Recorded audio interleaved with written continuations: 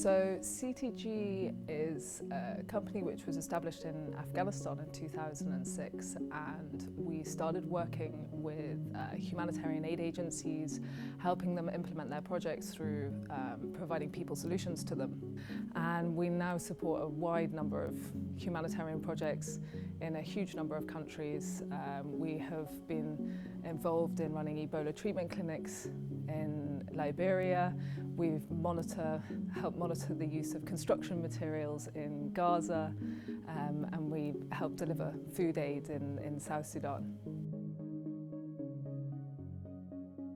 Salwa really was the first person who kind of challenged me. It was when I went to Gaza in 2015. I think it was just after they'd launched the Sustainable Development Goals. And Salwa, who's a local engineer, she's Palestinian, she's a civil engineer, and she's working for us on one of our big projects there that we're supporting our clients on.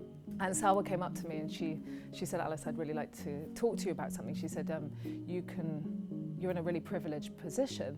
You can make a huge difference to Arab women.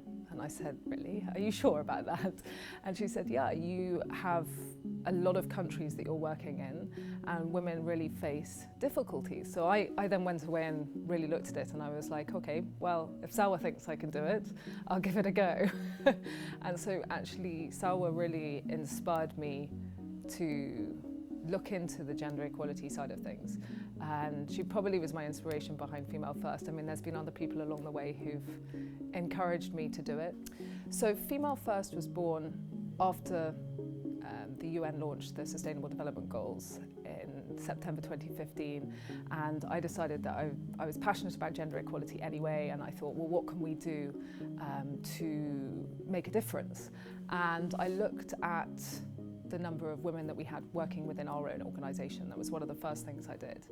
And I realised that actually we had only 8%, and we're working in countries where a lot of women face challenges and adversity, or women aren't really respected or even allowed into the workplace. And so we decided that we could make a big difference there. So we launched Female First on International Women's Day in 2017, but we only had 8% women working in our project-related roles.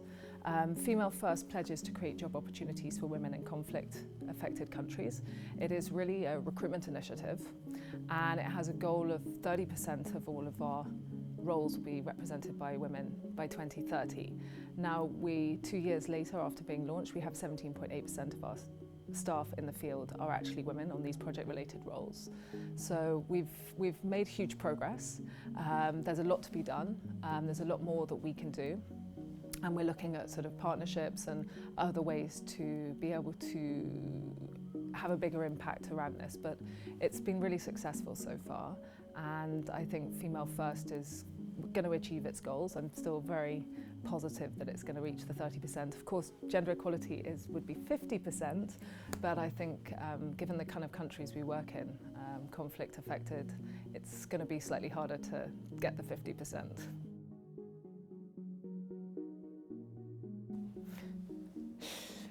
What do I say to my business peers about making them have a positive change to their work? I mean, for me, sustainability and social impact is part of business, and we all should be doing it. It's not an adjunct to the business. It's not a shed you build on the side of your house.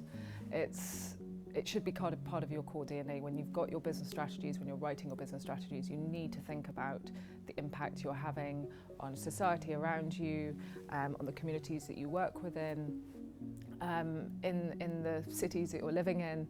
I think it's really important.